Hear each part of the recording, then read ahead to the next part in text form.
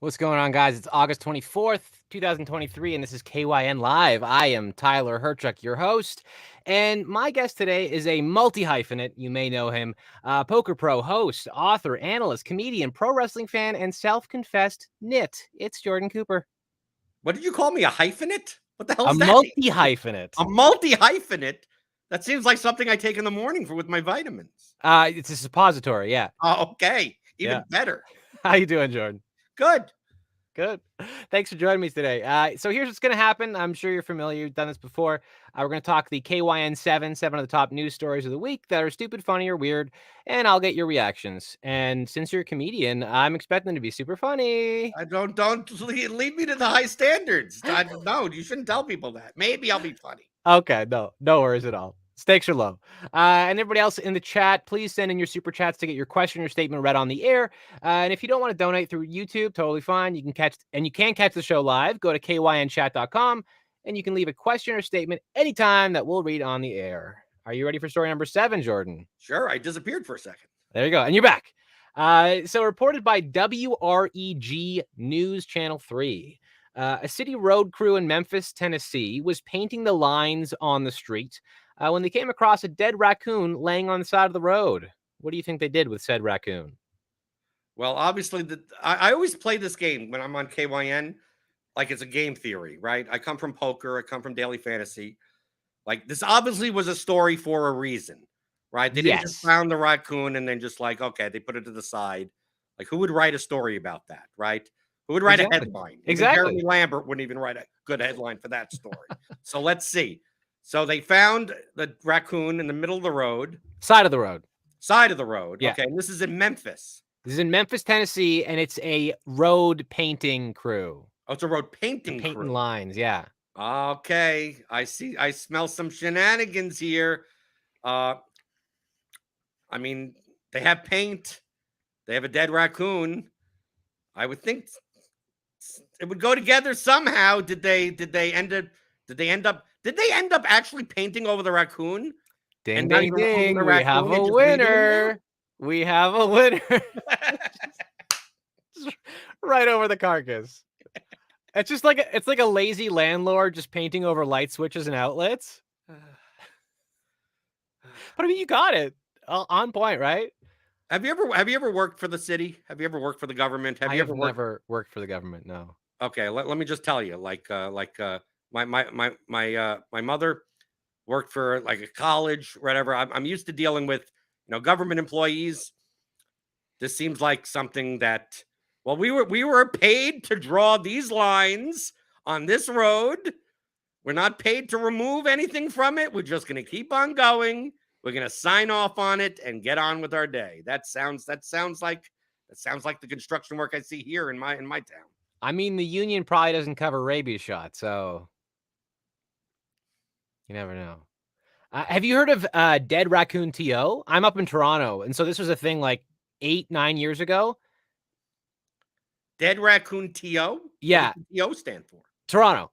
Okay. Oh. So basically, there was a raccoon. It didn't get picked up for 12 hours by the city, and people came by and they created a memorial. So somebody brought roses. Somebody else like lit a candle. There was a framed photo of a raccoon.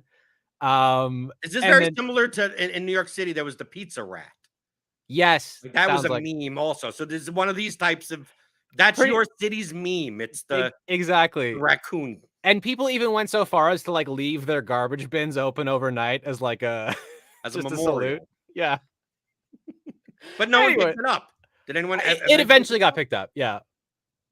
So is the memorial still there? Oh, hell no. No, it didn't last. It lasted like 10, 12, 14 hours, but they didn't put a sign. They didn't put anything. No. What are you going to do? Anyways, raccoon story number 1 in the garbage bin. On to story number 6, reported by the New York Post. This might piss people off, more so than the raccoon one, I'm guessing. There's a 5-star hotel in New York called the Mark Hotel, and they kicked out this 19-year-old named Theodore Weintraub, I believe, for he kept trying to buy drinks with a fake ID. So we have a picture here of the guy, and apparently he's the son of a wealthy, renowned doctor in the city. You could tell by just the smug look on his face. And after he got ejected from the hotel, Theodore decided to seek revenge. So what do you think he did? I don't think your game theory is going to work with this one. I don't know, because it could be a lot of things. This guy has obviously unlimited resources. It's one of these like superhero movies where it's like Batman or Iron Man. It's always some rich guy that could do anything that they want. So I get a sense it's something related to that. Now, if I had all the money in the world, like I'd play the long game, the long con, Yeah. and eventually make it so that like the entire like building got like inspected wrong or something, and like 4 years down the road something happens and it can never be traced to me. That's the way I play. That's the way I play my games. Okay. Right? You put the little breadcrumbs in, right? You make the bartender get fired for some reason, and then has to split up with his wife, and then next thing you know, his life's in disarray. Like that's how I would get back with people, and they never know it would me. But maybe I shouldn't say that live on a show in case that happens to someone. Yeah, we got know Jordan 8 years ago or something. Yeah, we got Jordan. We got him figured out. So I don't know what I mean. Obviously, I mean, he was just looking to get drinks. He's just underage, but I mean, he just thinks that he could, because he's there and his dad is rich, that he should get whatever he wants, even if he has a fake ID. Yep. So I can't even imagine what I mean, because dude, this menu tree of what could possibly be is like infinite. Infinite, yeah. Just tell. Does it have to do with a raccoon? Did he leave a raccoon? No. But it has to do with Jeffrey Epstein, which is a great segue. So he launched a smear campaign by paying protesters to wave signs accusing the hotel of supporting pedophile Jeffrey Epstein. We have a video clip here. Yo, back up. Yo, Drake, what up?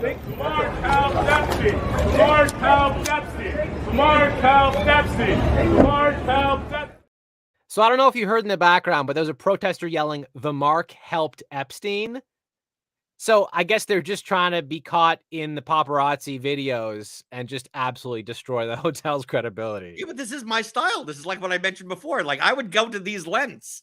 So it wouldn't be the type of thing of like, oh, I'm going to get some eggs and throw it at the hotel and be like, oh, look, or vandalism or something like that. It's like, no, I want an intricate thing like Nathan Fielder would do on like Nathan Fielder. Some intricate thing where like, yeah, no, I'm a fan of this guy now. Oh, wow. So the hotel supposedly filed a lawsuit against Theodore alleging defamation and seeking an unspecified amount of damages as well as a restraining order. But it sounds like you're on board with what he did. No, I like the moxie. I like the thinking outside the box of like if I was a poor uneducated person, I'd just be like, I'm gonna go and punch the owner. It's like no, I'm gonna go on Craigslist. I'm gonna post ads for $25 protesters. We're gonna set up this scenario. We're gonna call the news. It's like, dude, you just couldn't get a beer with a fake ID. Like you went through all these lengths to do that, but the work ethic. I'm Tyler. I'm all for the work ethic and the creativity. My thought too is like, if he had done this the right way, they never would have known that it was him. Because he's not one of the protesters. I should have been his consultant. I would have made it so they would have traced it back to him. Noted. Reminders, guys, get in your super chats to have your question or statement read on the air. Or if you can't catch the show live, go to kynchat.com, leave a contribution at any time, and we'll read your question or statement on the next show. On to story number 5, reported by the Middle East Monitor. There's a restaurant in Israel called Gordo's, and they've been getting attention because of a disgusting way that they present their latest dessert. Now, it's a bowl of chocolate ice cream, but what is disgusting about the presentation? This is an easy one. I mean, come on. Obviously, it's going to be something genitalia based. I mean, come on. Come on. You don't just bring me on the program and not have like a cock shaped, ball shaped, vagina shaped ice cream story on it, because that is my special. Genitalia based is pretty loose, pretty vague though, Jordan. It could be 2 mounds with 2 nipples. It could be breasts. It's going to be something like. It's obviously people found it offensive. That it's not going to be. It's like, oh, it's like I'm just thinking of like something that could, it's a book that One Flew Over the Cuckoo's Nest, and people don't like the story. Like it's not that type of offensive. It's Right, actually obviously, I want to see the photo, Tyler. it's Are we allowed to show the photo on YouTube? That should be the question I have. we are. It's definitely it's Jesus in the manger. It's a beautifully done rendition of. No, I'm kidding. They serve it in a toilet bowl. Joel. So they carry an entire toilet to your table, and then that's chocolate ice cream. And it's not shaped like genitalia. Okay, so you're wrong. It was from the general region, though. Yeah, I guess so. That was more disgusting than I thought it would be, because it's like you, Tyler. I would be up if someone brought me cock and balls ice cream, right? I'd have no problem circumcising that with my mouth. I'd have no problem. I wouldn't be ashamed or anything like that. It's the tasty ice cream. 31 flavors, put it all over the place. But when someone brings me a toilet and chocolate ice cream like that, it's hard not to put your spoon into the toilet bowl, and just from a placebo effect of thinking that you're going to taste shit. Yeah.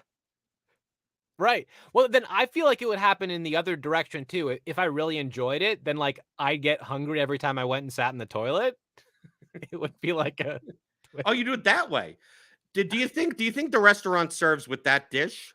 Like, you could also, if you want a milkshake, like is there a milkshake version In a Is urinal? there, Yeah. right? Did they how about a jar of like lemon lime soda that looks like urine, right? I can see that. You wash it down. You wash down your shit ice cream with a urine shake. Who orders As you do, because usually you get the poop off the toilet bowl by shooting pee onto it. So it's a match made in heaven. The question is, Tyler, after you eat this, which way do you wipe your mouth? Oh, I turn it sideways, and then I go up. Okay, you go up and you go up. Okay. You're an uppie. You're not a down person. Okay. We're learning a lot about my wiping habits on on to story number 4, reported by KPRC2. There's a woman named Peggy Jones, and she was just mowing her lawn in Silsbee, Texas, and she was struck by something that fell out of the sky. I'll give you a hint. It's not genitalia related. But what fell on her? Okay, so where is this located? Texas. Silsbee, Texas, if that helps you. Okay, and what was she just walking? She was mowing her lawn, Okay. and something fell out of the sky and hit her. Okay, well, and that's broad. I mean, It is. Did it come directly straight out of the sky? Was it sideways? What was the angle? Was there any mention of an angle? They don't discuss the angle. Okay, so it's like, because obviously someone could drive by and throw a newspaper, like it's the paper boy, or it could be something from really high up and just like who knows what that. Like you get some Donnie Darko shit going on where it's the engine of a plane, right? It could be that, right? So like this is a very broad thing. But I will say she lived through it. Oh, she lived through it. Okay, so if anything, engine parts or something. Is it something from something that would be really high? I'm going to guess it's something that was really high up, not something that was like thrown sideways. That's the best guess I could give. Yeah, I mean, I don't think it was thrown sideways unless birds have learned to pitch. It was a hawk that dropped a live snake on her. And then the hawk showed up to try to retrieve it. We have pictures, a little bit graphic, of her arm. So the snake wrapped itself around her arm, and then the hawk came down over and over again, clawing at her arm to try to get the snake off. And it did. But supposedly, aside from the scratches, she was fine, but she does not look fine. That's actually raspberry ice cream. It's like the last story. I don't know. How would you what would that flavor of raspberry ice cream be? Because you know ice creams have fun flavors. Like, I don't even know. Yeah. I was just viewing that arm. It's like the show on Netflix. I looked at the show, the Is It Cake show. You ever watch that show? I've seen clips. Right, you watch that. If you watch that show for more than a couple of episodes, it will literally change your brain dynamic. That anything you look at, you just view as like is that my front door or is it cake? Like you just like it. You just think that anything could be cake because that show, like anything is cake. So that's why I looked at that arm. Yeah, and I'm like, well, maybe it's cake. It could be cake. It could be raspberry puree. It could be any number. Where did the snake come from? How high was the hawk? Your guess is as good as That mine. looks like a huge snake. Yeah. How big is the hawk? How huge is the snake? I just love how the story was like, yeah, besides from some scratches, she's fine. I would That be doesn't look like some scratches. That looks like I'm going emotionally, directly to the immediate yeah, emergency room. I'd be emotionally distraught, and it looks like I just fell into a friggin' garbage compactor or something. Imagine telling your friends, like, I had a really bad day. A snake fell on me. It's like, wow, that's a really bad day. And it's like, no, and a hawk tried to eat it off my arm. Like the two things next to you might as well get hit by lightning twice for that to happen. I'm also impressed that the snake like fell, hit the arm, and immediately wrapped. Like I feel like the snake should just bounce off the arm. Well, I mean, it's trying to hold on for dear life. Yeah, I guess so. You're just in a hawk's mouth. That's true. Survival instincts. On to story number 3. Originally posted on Body and Soul and most recently on Tyla.com. There's a woman named Casey, and she was set to marry a man named Alex. But the night before the wedding, she was hanging out with her best friends in a hotel room when she got a text message, and it was from a woman sending her screenshots of a conversation between her and Alex, where he was flirting and trying to get her to go away on a weekend getaway with this other woman. So she said to Casey, I wouldn't marry him. Would you marry him? So the wedding's the next day. What do you think Casey did with the information that Alex was like sending some DMs to somebody? So how did she find out about it? By the other woman? Yeah, the other woman was like, ooh, I'm going to tell Casey about this. What type of other woman? So it's obviously this other woman must have her phone number, right? Yeah. I'm wondering if she was even going to be at the wedding. Who knows? So it's possibly this is a wedding guest. Could be. It's possible. It's it'd be weird if the next day that he got married to the other woman.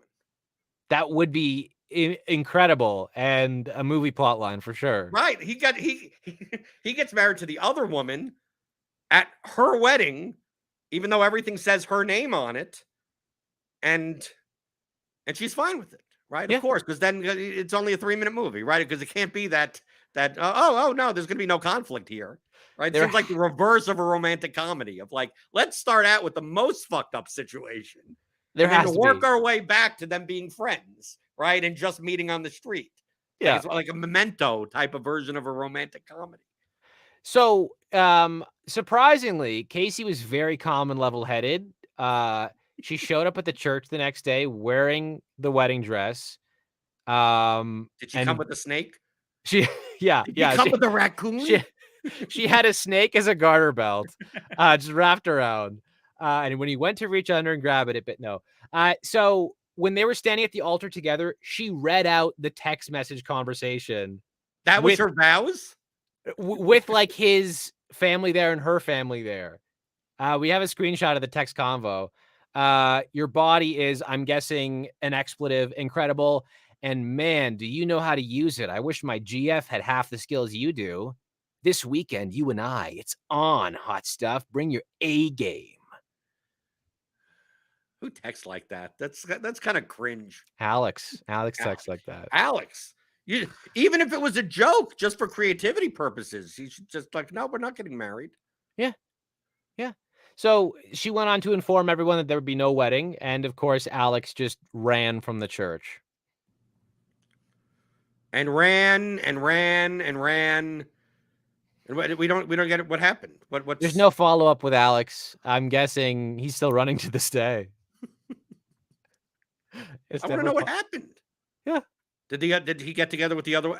To me, the other woman, it almost feels like he can't end up with her because would you want to be with a woman that tells your current fiance that you're sleeping with them? I mean, like, no, but at the same time, maybe the other woman was like, I can't get with him if he's still with Casey. So she's like, my conscience is clear. I'm breaking them up. And then Alex will come running. I don't know. Is that what her A game is? He said to bring her A game. I guess true. That's her A game. That is her A game. Oh, man.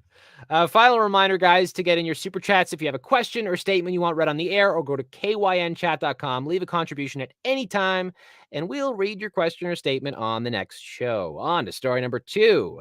reported by the New York Post. I don't love that the guy's name in this story is also Tyler.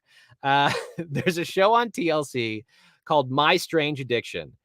And one of the recent episodes went viral because of the addiction of a man named Tyler from Kansas City. It just says Kansas. And he's addicted to smelling something. What do you think Tyler is addicted to smelling? Well, the first question I have to ask a current Tyler, because obviously all Tylers are alike. Okay, Yes. so I need to put the correlation together.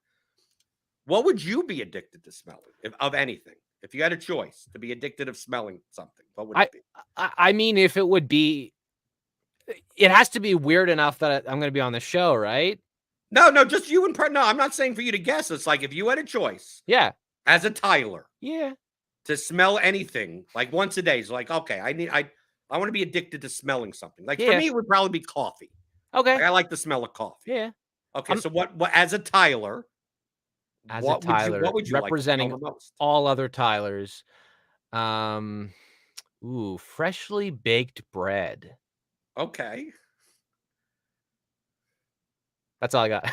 Oh, that's all you got. all So I got. now I have to guess what this Tyler is addicted to smelling. Yeah. This thing can go well with freshly baked bread too, I will say. Well, the thing I'm thinking of goes well with anything, but I don't know if I could say it on the air. Is it cock and balls? Because like, Yeah, it's something genitalia related. Of course. Right. I'm one of those types of guys. I don't mind. I don't mind the smell. I don't. It doesn't matter. I can figured smell out that any day. That's fine. I'll be addicted to that. That's fine. I figured Right. out in story number 6 that you're that type of guy, Jordan. Right. Okay, we had the shit ice cream. So like okay, we had that. Okay.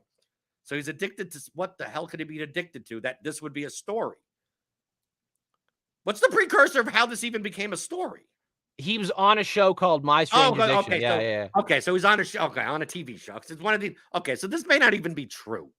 It's a reality. My Strange Addiction. Dude, I could go on Backstage or whatever, the Hollywood, whatever, the papers, the sheets, and audition for we're looking across the country, and I could go and said, you know what, my name is Tyler, and I'm addicted to smelling, and I could just put in whatever. I mean, Pez dispensers, and then okay.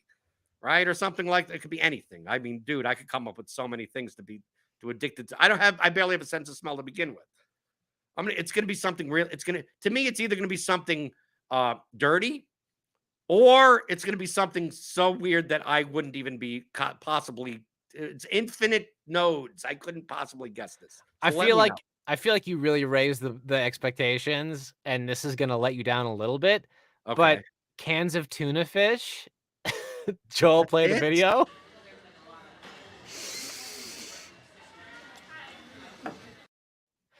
So this Tyler, not me, eats and drinks 15 cans of tuna a week, and he even wears the juice as cologne. Okay, that's weird. Now that raises the standard.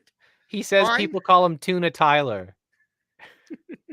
And he claims that he's consumed almost 4,000 cans since his habit ramped up 5 years ago, and he brings cans on dates.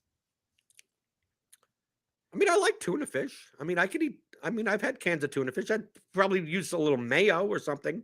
Yeah. The tuna fish juice as cologne. To me, that's the weird part. To me, going on a show, I have an addiction to smelling tuna fish. Is like, okay. That's kind of like, that's an off week type of stuff. Like you would put that on like sweeps week. Right, that would be kind of like, okay, and B-roll footage that will put it on, before the C block break. But once it's like, oh well, I also wear it as cologne. It's like, okay, now you're the A story. Now you're bringing your A game, dude. The first half is like, there's a writer's strike, we got nothing. Let's do the tuna guy. Right. And the second half is the writers are back. Let's save this tuna story. Right. No, the writers are back, and he's a spin-off series. And there's a great side note that was attached to the story. His mom's name is Ursula, like from The Little Mermaid. That's a coincidence, or that's made up. It's one I mean, that's why we need writers. We need writers to add in those little bits of info. Oh, he could shop for cologne in the cat food aisle. Like this is cheap. It's cheap, right? Very affordable. Are you ashamed for all Tylers because of him? Are you ashamed to call him a Tyler? If you met him, would you say I'm not calling you a Tyler? I would just call him tuna, probably, or like big tuna, or Or I don't little tuna. know, little tuna. Yeah, I don't think I would call him Tyler. If I was to start like a Facebook Messenger group and add all the Tylers I could find, I would not add him. You wouldn't add him. Well, No. maybe his Facebook name isn't Tyler. Maybe he goes by, Tuna his last name, whatever, and you just never find him. Yeah, it's totally possible. You never know. And I feel like his coworkers probably it's like if you Where the hell does this guy work? That could go invest tuna cologne. Get out of here. it doesn't say. So I feel like because of COVID and working remotely, this guy can do this. Like imagine he walks into the office and they're like, "Oh, Tyler's here." Like, dude, he's probably the VP of sales of Starkist or something, and that's Oh, can you perfectly fine. imagine? Oh, on to story number 1, bringing it home. Reported by ABC News 4. So there's a national night out. It's an annual event held in various towns across the U.S. where they bring the police and the public together to help build trust. I'm already getting laughs from Jordan. And this year's event in Columbia, South Carolina, they booked a drag show. Now, some people didn't like the idea of a drag show at a city-sponsored event, but more people were upset about one specific performer. What was the issue? Dude, you didn't have to get to the drag through. I think it's hilarious as it is. Right? Right, dude, this just got worse and worse. It's like, okay, it's night out. We're going to get the police and the public together and just expect everything to go fine, right? Because that we've seen that in the news all the time. That happens, of course, obviously. And it's like, oh, what's the entertainment going to be in this very divisive climate? A drag show in South Carolina. Like, dude, the writer strike is over. This is an Onion story, Tyler, right? I mean, this is a real story. Yeah. Yeah. And they had a drag show. And there's it one actually went on. specific performer that people were upset about. I'm assuming it's some type of drag queen cop costume. I'm thinking of like if you brought in strippers, male strippers, and they'd be, in some cop uniform, police uniform or something. Or, I mean, it could be worse. Dude, it could be worse than this. Jordan, it was right there. Their balls were hanging out. It was genitalia after all. Oh, it's genitalia base, and I missed it. So I'll throw up the video. So it's censored. You can't really see, but you could tell by that very, very short skirt. There's balls in them jeans. I don't know. Yeah, but they're just hanging out. And so there's kids there. There's police there. Doesn't seem like many people were there. I mean, that's what happens when you say the police are going to be there, I guess. But yeah. So you had, I set you up. It was right there. I thought there's only going to be, I thought my contract said only one genitalia-based story per show, and I didn't know there was going to be a bonus. Oh, it was a bonus one. Well, I thought it was going to be weirder. I mean, like it's like, okay, well, they're obviously they're drag queens, so the guys dressed up as girls, right? I mean, that's what that means. Mm-hmm. So I'm less like, okay, it's one of these things, Tyler, that if I saw balls, I wouldn't be surprised because they're drag queens. So like, like it's just it's a wardrobe malfunction. If anything, I've gone to wrestling shows, dude. I've gone to wrestling shows where female performers were in the ring and something snaps and there's a wardrobe malfunction and it's a cover up. I don't think that's that weird for this type of show. So I was going with that. It has to be something way worse. Well, the issue was that everybody assumed that it was on purpose, I think. Oh. They were like, this is a drag show. Oh, you can just walk around with your balls hanging out. So the event organizer resigned immediately. But the performer said it was an accident. It wasn't intentional. But the organizers said that they would appreciate more understanding and less jumping to conclusions. Well, I would think that I'm on the side. I'm on the side of the organizer. Yeah. Take a look at that event. We saw that video. Said, if you were a good drag queen, would you ever take that gig? Like, this is bottom of the barrel stuff. This is you're barely on the indie circuit, right? You're just starting out. So like they have to pay their dues. And maybe, this is very inexperienced drag queen, this was a botch. This is a wardrobe malfunction. It's just like they didn't know that their balls were hanging out, right? Right. This ain't RuPaul. You ain't at Las Vegas doing a showroom, 1,500 people. Like, look at that place. You're doing night out with the cops in Columbia, South Carolina. This could be the guy's first gig. So, like, no, I give his balls a pass. Yeah. Well, it's just like with Janet Jackson's like infamous nipple thing at the Super Bowl that birthed YouTube. So do you think this will then birth another platform? What would that platform be called? Balls tube? I don't know. I didn't think that far in advance. I just think less jumping to conclusions, and with that performer, less jumping, period, because you won't have the skirt going up and down as much, I guess. Or tuck it. Use tuck tape. Tuck it. There you go. Yeah. That's the name. Tuck it. Yeah. It would have been funnier if it was the firefighters, because it would be just like tuck and roll. No, I guess it's stop, drop, and roll. That's different. Right. But lift, tuck, and roll, I guess. I don't know. Or it'd be Great Balls of Fire. Oh, that's good too. That's good too. Oh, now I'm trying to think of good drag names that have balls in it. Or you have like a gladiator kind of Roman thing, and you go by testicles. Ah, that's a good one. Do you think, based on the show, the stories we had on the show, do you think it would have been more interesting if the ice cream was genitalia based, and this story was that the drag queen just like shat herself, right? And the opposite, because we had the shit ice cream in the other one, and this was the genitalia based story. Yeah. I'm 50-50 on this, because I mean the shit ice cream did catch me by surprise, but I would have expected the genitalia there, and this would have been much more funny if it would have been more graphic if the video was the drag queen at this event, like basically taking a standing shit. You're thinking like a writer though, right? And this is real life, Jordan. Sometimes it's not as funny as it should be. Well, I'm not in the union. I still need work. All right. Well, that was story number 1. Thanks for hanging out, Jordan. This was a lot of fun. Tell the people where they can find you. You could go on the Roto Grinders YouTube channel at any 11 o'clock in the morning. I do fantasy sports content. On my own channel, I do sports betting stuff, wrestling stuff, whatever. I mean, just you see my name on the screen, Jordan Cooper. Just search for it on YouTube. You'll find me. And Blender HD on Twitter. I post everything I do there. Hell yeah. 11 o'clock, which time zone? Eastern, the best time zone. Okay. Those is fighting words. I'm an Eastern too. Thank you so much for hanging out. And that'll do it for KYN Live for this week. Tune in next Thursday at 4 p.m. Eastern for more news stories that are totally real.